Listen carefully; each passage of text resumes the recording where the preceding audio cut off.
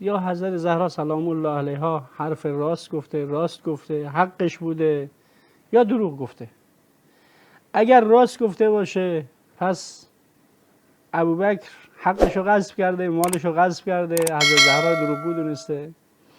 یا حضرت زهرا نعوذ بالله دروغ گفته که اگر دروغ گفته باشه کارو سخت‌تر میکنه.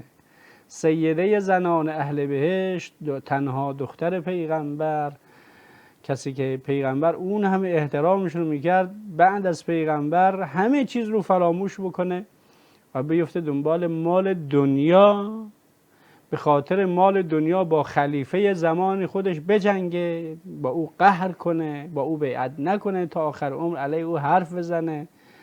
خب یه هر راهی رو، یعنی یک بنبست حضرت زهرا سلام الله علیها برای اینا درست کرده که هیچ راهی فراری وجود نداره. اگر بگن حضرت زهرا راست گفته باید دست از راستگویی ابوبکر بکشن، دیگه او رو نباید صدیق بگن.